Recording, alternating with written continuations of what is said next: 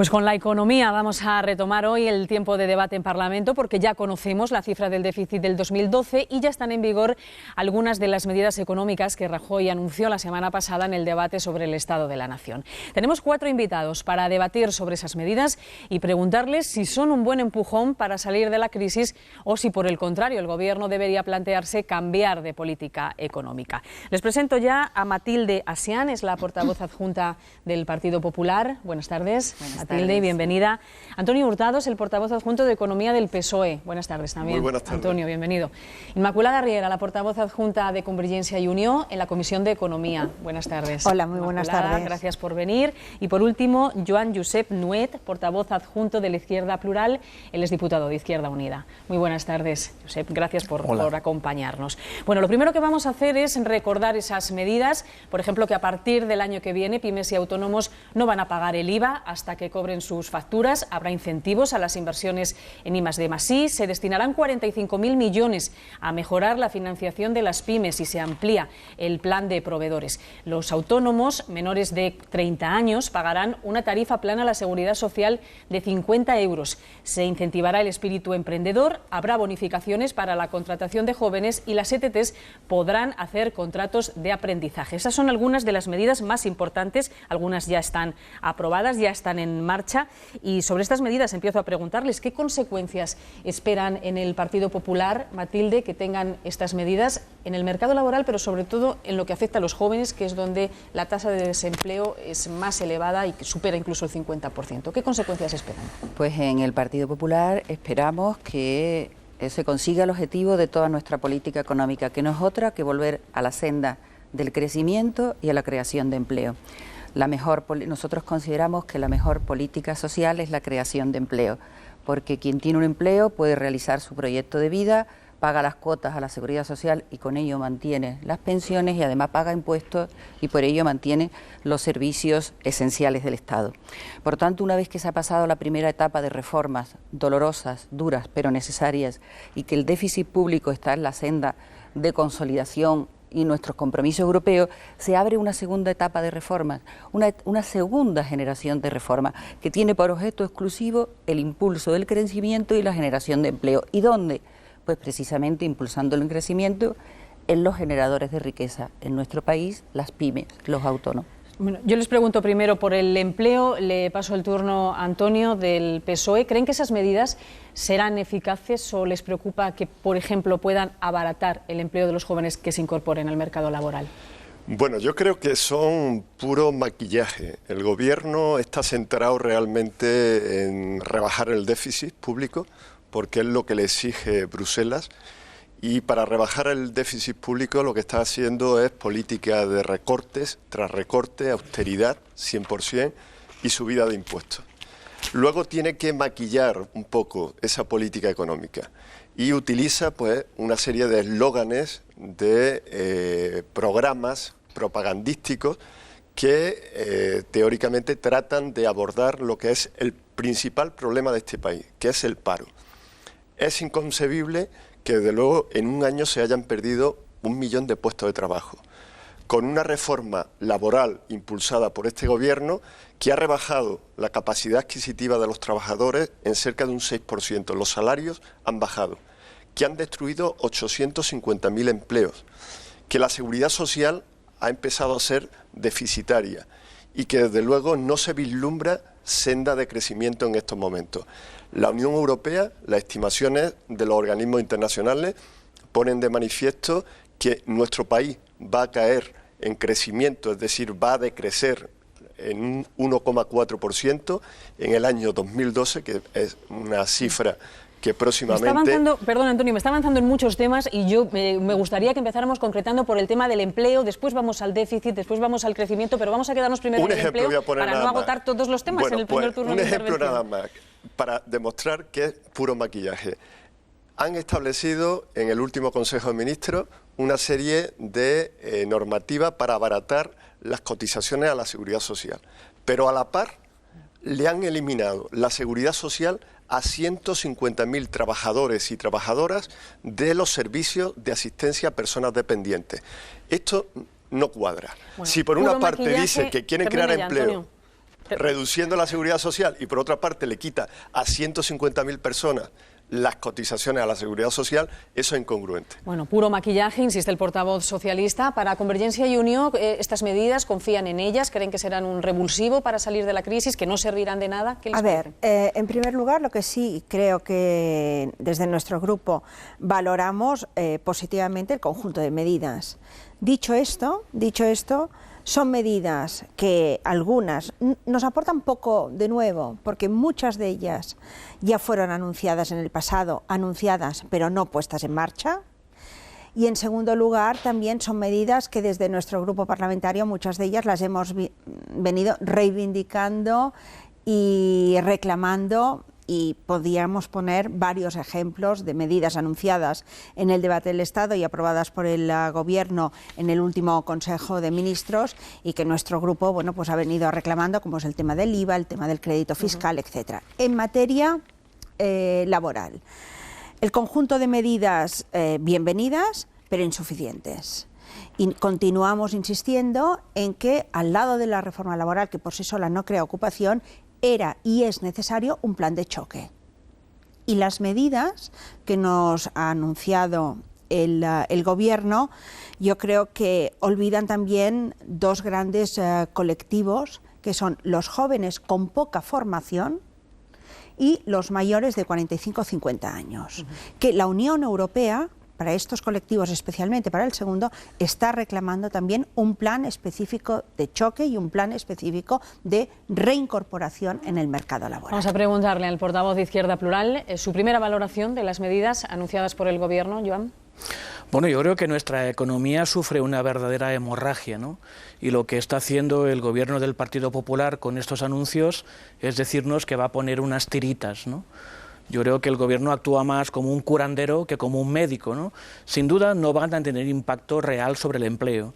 Vamos a superar largamente los 6 millones de parados y la recuperación económica, que no se apunta tal vez hasta finales del 2014, puede conllevar que el empleo no lo recuperemos hasta 2015 o 2016. La pregunta es, ¿el Partido Popular va a permitir que el país siga hasta el 2016 sin crear empleo? ¿La sociedad española se lo puede permitir? Pues no, porque los parados de larga duración ya no pueden aguantar más. Tenemos 2 millones de hogares donde todos sus miembros están parados y nuestros jóvenes, del año pasado 100.000, se han ido a trabajar al extranjero.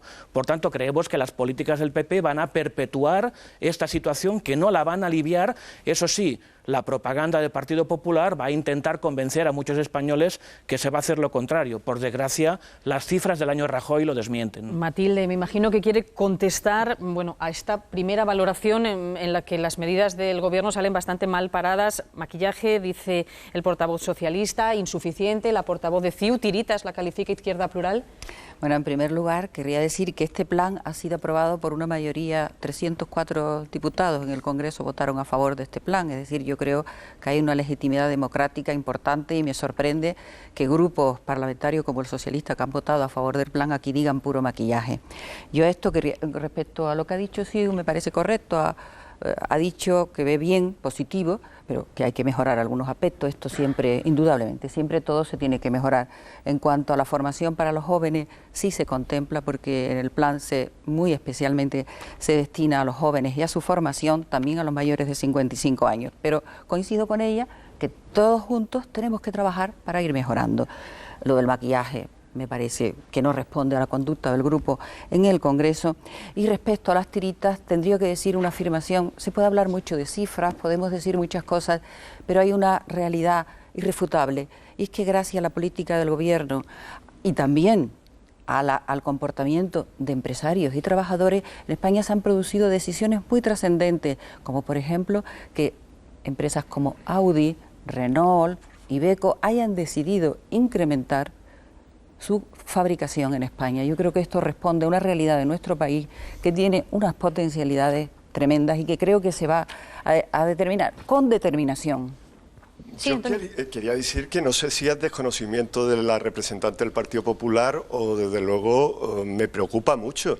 Vamos a ver, esas medidas se han aprobado en el último Consejo de Ministros y se han aprobado a través de un Real Decreto que no ha llegado ni tan siquiera a la Cámara.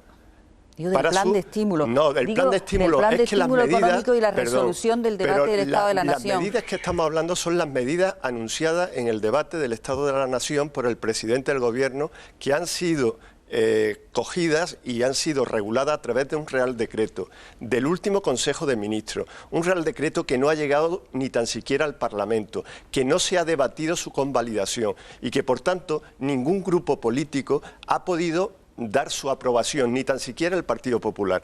Y tengo que decir lo siguiente, es totalmente incongruente que por una parte se anuncien medidas de estímulo cuando realmente se está destruyendo cada día más puestos de trabajo en esta última etapa en el ámbito de la administración pública, cuando se están reduciendo sobremanera no solamente empleos públicos, sino también inversiones públicas que estaban creando importantes empleos directos, donde se está reduciendo la capacidad adquisitiva de los trabajadores, de las familias, y por tanto deprimiendo la demanda, y donde realmente se está produciendo una situación de estrangulamiento económico permanente. Las cifras son las que son, y las cifras significan que estamos en una recesión de caballo, que somos el segundo país del mundo con una tasa de decrecimiento más importante después de Grecia. Hablando de cifras, Antonio, hablando de cifras, quiero introducirles el dato que hemos conocido esta semana. Perdona, yo quiero decir un poco, sí, porque no se ha hablado de un decreto ley. El debate continúa, pero yo quiero no dejar de lado, pero sí apartar de momento el tema del empleo e introducir un dato al hilo de lo que está comentando Antonio. Conocíamos esta semana, lo anunciaba el presidente del Gobierno en el Congreso, que el déficit del año pasado se cerró con un 6,7%. Yo quiero preguntarle su valoración por este dato y también de qué forma puede o debe condicionar la política del Gobierno. Esa es mi pregunta. Ahora respeto el orden en el que me han pedido intervenir, empezando por Joan. No, yo quería decir en primer lugar que hay que saber... Si me responde a la pregunta, mejor, sí, la respondo. Que hay que saber que el Partido Popular está solo con esta política económica. Por supuesto, con su mayoría absoluta, pero una mayoría absoluta que no olvidemos que consiguió con un programa que incumple y con unas promesas en que ha hecho todo lo contrario de lo que prometió. El programa del Partido Popular hablaba de la creación de empleo, del respeto a las políticas públicas, pero hoy la destrucción de empleo y los recortes en sanidad, en educación o en políticas de vivienda son una realidad. Por tanto, si hoy hubiese elecciones, el Partido Popular recibiría un varapalo histórico. Y eso es lo que opina la calle. Y el Partido Popular está parapetado en el Congreso con su mayoría absoluta ya vieja y antigua. Por tanto, eso hay que decirlo con toda claridad. El país va por un lugar, el Partido Popular va por un otro. Por ejemplo, el Partido Popular habla de un déficit del 7%, del 6,7%. Todos sabemos que es mentira. Le acabamos de dejar a la banca, con el aval del Estado, 40.000 millones de euros. Significa que el déficit público real de nuestro país ha pasado del 7% a cerca del 11%. ¿Por qué se ha hecho eso? Porque el Partido Popular está dispuesto a rescatar a los bancos, a los que más tienen, a los que han causado la crisis, y no está dispuesto a rescatar a los parados, a rescatar a los desahuciados y a la mayoría del país que está sufriendo sus políticas. Bueno, por este lado del plató me piden la palabra, después Matilde, primero Irma, adelante. Muchas gracias. No, yo quería, recogiendo la intervención de la portavoz del Partido Popular, quería hacer unas matizaciones, ¿no? Yo, desde el grupo parlamentario que represento, sí que quiero decir que el conjunto de medidas anunciadas y aprobadas en el último Consejo de Ministros, desde nuestra perspectiva, llegan tarde, son poco ambiciosas y nos preocupa sobre todo su aplicación, porque de anuncios hemos tenido muchos anuncios en estos últimos meses, pero de aplicaciones muy pocas. Y nosotros, aparte de que no podemos valorar negativamente el conjunto de medidas que se han presentado, porque muchas de ellas recogen medidas propuestas por el Grupo Parlamentario de Convergencia y Unió, el crédito fiscal, el IVA, etcétera. Y no podemos valorar medidas como las que intentan impulsar la ocupación para los jóvenes, que hoy el paro y el paro específico que afecta a los jóvenes, superior al 50%, debe ser nuestra principal ocupación y preocupación.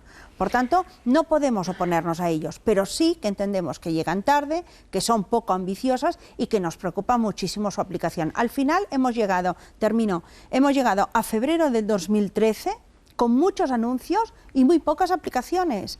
Con una política muy orientada, con una política muy orientada a reconducir el déficit, que está bien, pero sin ninguna política de reactivación económica. Y acabamos de conocer, necesaria. Inmaculada, permítame que insista, que la cifra del déficit con el que se cerró el 2012 es el 6,7%. La introduzco de nuevo porque avanza el debate, nos van quedando pocos minutos y yo quiero escuchar también su valoración sobre este dato, por supuesto la de la portavoz del Partido Popular. Adelante, Matilde. Te la voy a dar en un momento, pero quería matizar antes al portavoz del Grupo Socialista que aquí no se ha hablado de ningún decreto ley, ¿eh? Hablamos de un plan de estímulo mucho más amplio que un decreto ley que se va a transformar en una ley de emprendedores y en sucesivas leyes. Es un plan. Entre las figuras más importantes está 45.000 millones de apoyo a pymes para creación de empleo.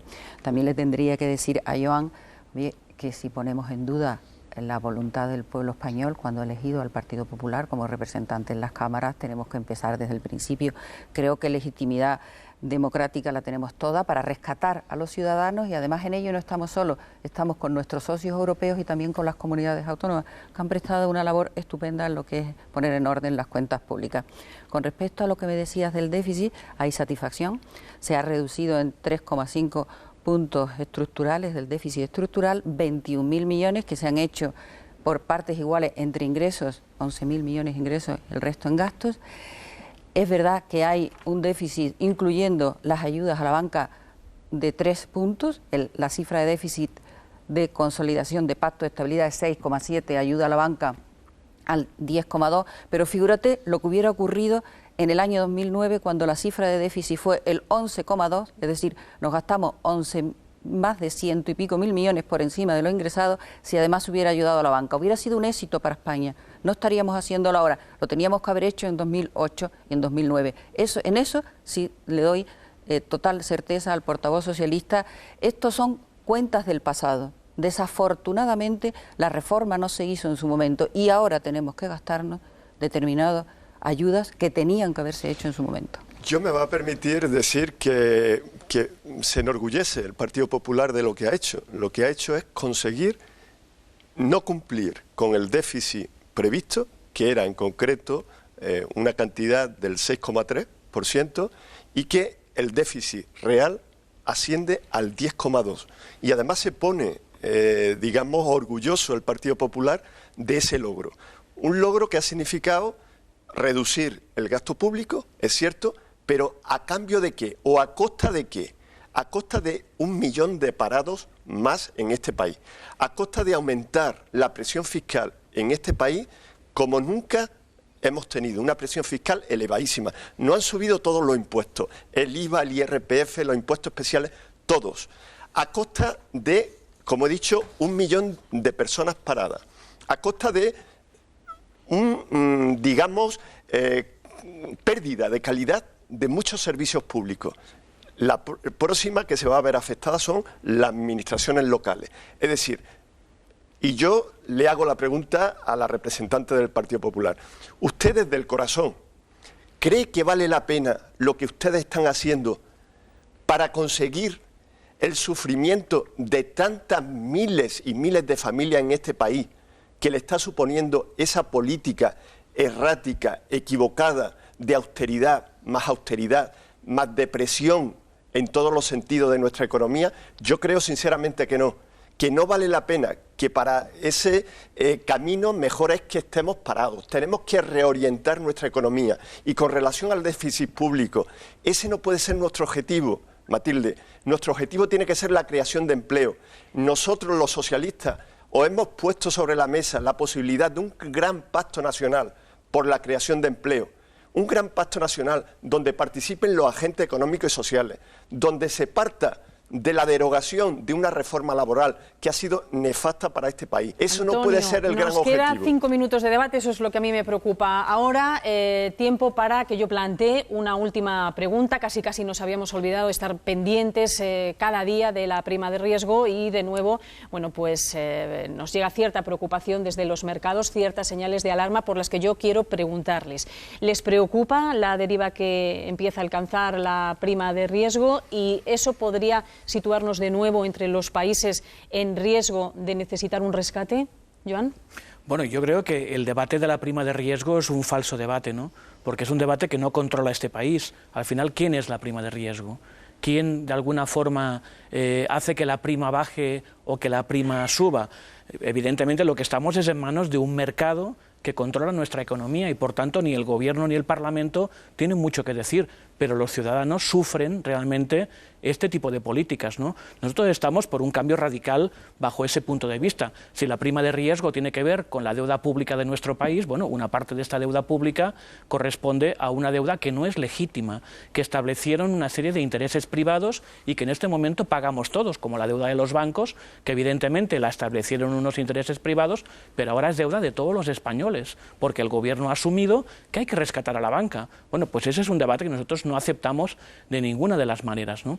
Y además, yo quería comentar un par de medidas de las que el Gobierno pero rápidamente, de forma espectacular ha sacado. El tema del IVA. Ahora se nos dice que el IVA lo van a poder pagar las pequeñas y medianas empresas, lo van a poder devolver en cómodos plazos, pero primero el Gobierno ha machacado a la pequeña y mediana empresa con una subida abusiva del IVA en el mundo de la cultura, en el mundo de la pequeña y mediana empresa. Por tanto, ahora el Gobierno no puede aparecer como salvador después de haber sido el pirómano, ¿no? O el tema de los jóvenes.